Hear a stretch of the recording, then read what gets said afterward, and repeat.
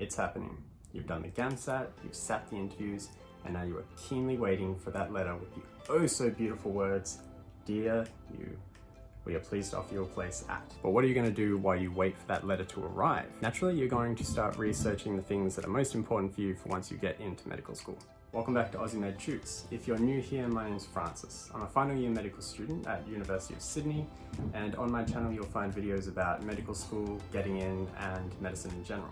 Before starting medical school, I invested in a whole bunch of crap. All of it's useful to some degree, admittedly, but a lot of it I used maybe once or twice and then never again, while other things that I use all the time, I never invested much money into, which is why I thought that I would make this video for you, so I can tell you what I think are the most important things for you to be investing your money into, or at least for you to start researching now and choose which ones you want while you're waiting to start medical school. And if you stick around until the end, I'll also mention a few things that I wish I hadn't wasted my money on. So if you like this kind of content and you want to encourage more of it, then please hit the subscribe button if you haven't already and the notification bell so that you know when another video is coming out. Like the video if you like it, and leave a comment if there's something else that you want to see or if you've got an opinion on any of the content in here. In first place is to get yourself a good desk chair. Really a whole good quality study setup, but I think the chair is what's most important. Regardless of what your lockdown situation is when you're watching this, as a medical student, you are going to spend an enormous amount of time delving into the depths of the human illnesses. And you're going to have a much easier time doing that, and it's going to be a lot better for your spine if you have yourself a really good chair to do it in. I thought a $130 gaming chair from Officeworks was a pretty good investment when I first started medical school. That was way more than I had ever spent on a chair before. However, gaming chairs are god awful. I found that it's not very customizable, it's surprisingly not that comfortable, and quite frankly, it's not that aesthetically pleasing.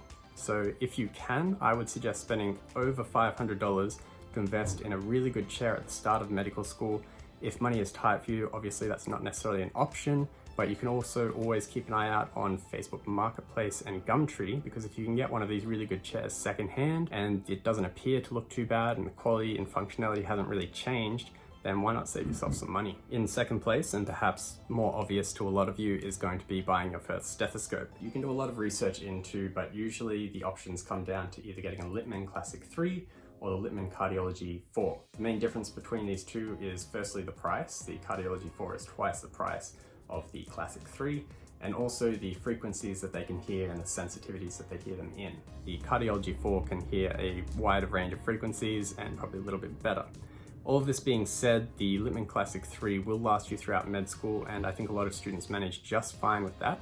So if you want to save money, that could be the option for you. It comes with a 5-year warranty as well. But if you think that you might want to get one stethoscope that's going to last you into residency, potentially longer, then I would recommend going with the Cardiology 4. I went with it because I need all the help I can get hearing all those frequencies as best as I can. As you can see, I went with black, but I bought mine through medshop.com.au, and there's a whole bunch of different colors that you can choose for your stethoscope, and I've seen the whole gamut of it on the wards, so definitely get whichever color you actually like. In addition to that, you can also get it engraved, so you can get your name, and I recommend getting also your phone number engraved onto it, because if you lose this, which people misplace them on the wards a lot, it would be very helpful for people to actually know how to get it back to you.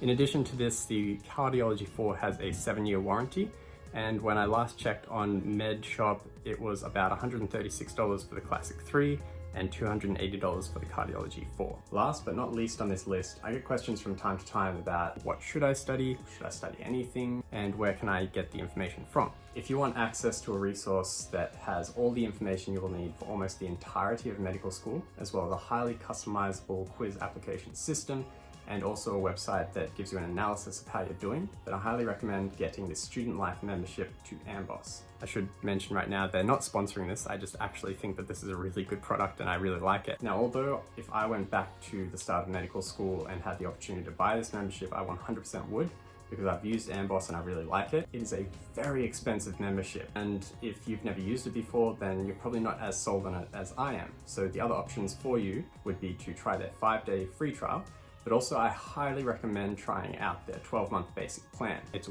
way cheaper, and it still gives you everything except you're limited to 50 questions a month, which is still extremely useful. So those are my 3 top purchases that I really recommend that you start at least looking into now so that you can research and decide what it is you want to get.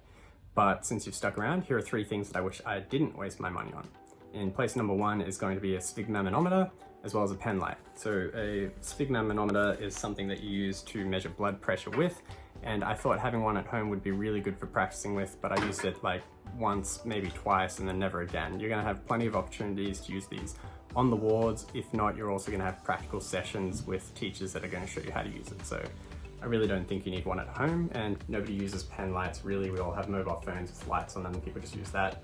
If you really do want a pen light for shining lights in people's eyes, then you can just get one from ED for free. They're in the baskets with all the other things like tourniquets and cannulas. In place number 2 are Netter's Anatomy flashcards. A lot of students get these and they are beautiful, and I think they can be useful, but I got them brand new and I never used them. I found it much more useful just to make my own Unky flashcards on the anatomy that I actually needed to know. And if you are really set on getting them, then just buy them secondhand. When your 2022 Facebook page comes out for your cohort, you'll find that a lot of students from previous years jump on there and they sell their cards for like a quarter of what they cost brand new. All right, last and probably my most controversial is I recommend not wasting your money on RM Williams. This seems to be a bit of a trend in medicine. Loads of doctors and medical students wear them. And I get it, they're an Australian shoe that is very reliable and they are very long lasting. So if you're already super into them and they fit you really well, you find them really comfortable, then yeah, keep wearing it, you do you. But they're like a $400 or $500 shoe, and quite frankly, I don't find them that comfortable. I got my pair for free and I still just wear black runners all the time with whatever I'm wearing on the wards. I have literally never had someone comment, "Why are you wearing runners in the hospital?" Never. I find them a lot more comfortable, give me a lot more support, and they're way cheaper than RM Williams. So comment down below if you think some of these are things that you should invest in. If you're already in medical school, let people know what you thought were the most and least important things to invest in. If you're waiting to get in, I really hope you get exactly what you're after and that you start the year with all the equipment that you need that is best for you. And that's pretty much all I've got for you at the moment. So thanks for watching. Until next time, bye-bye.